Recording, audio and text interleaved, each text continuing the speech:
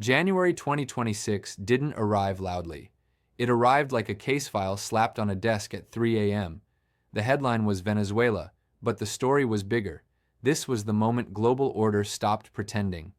In early January, U.S. forces launched a shock and awe invasion of Venezuela. President Nicolas Maduro and his wife were captured, pulled from the amphibious assault ship USS Iwo Jima. Washington called it necessary. The paperwork told a different story. The old Monroe Doctrine had been rebranded as the Donroe Doctrine, a blunt claim that the United States has absolute authority to intervene anywhere in the Western Hemisphere to secure our resources. The justifications kept changing. First, law enforcement support for an indictment, then national self-defense against narco-terrorism, then democracy promotion, then reclaiming stolen oil. Finally, the Donroe Doctrine itself.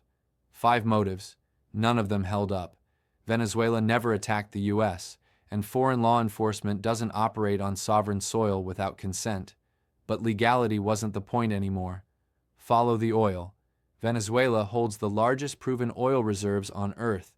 The plan is immediate extraction, 30 to 50 million barrels, refined and sold in the U.S.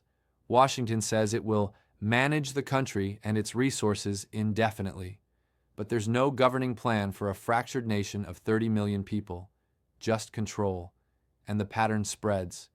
The Donroe Doctrine doesn't stop at enemies. It now points at Greenland, a NATO ally. Trump wants the island's underground minerals and has openly threatened a forceful land takeover, treaty or not. All this is happening while the rest of the world is already burning. Iran is dissolving. Between 12 and 20,000 people killed in protests, total internet blackouts, mass executions. Syria is still bleeding in Aleppo. Gaza, even under ceasefire, keeps burying civilians. In Europe, farmers block Paris and Brussels, protesting the Mercosur trade deal that could wipe them out.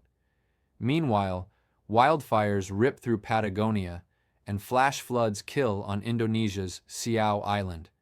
Now check the financial ledger. Venezuelan oil becomes the pump to manage $38 trillion in U.S. debt, keeping energy prices low while quietly devaluing the dollar. Investors get the message. If even allies' assets aren't safe, cash is a liability. Gold and silver become the exit door. The conclusion is unavoidable. The U.S. has switched roles, from rule keeper to drunk captain, stripping the ship for parts. Think of 2026 like a decaying apartment block. The landlord stopped honoring the lease. Instead of fixing the fire, he's breaking into tenants' units, stealing appliances to pay his own debts. And if you're still holding cash in a place like that, you're the next door he kicks in.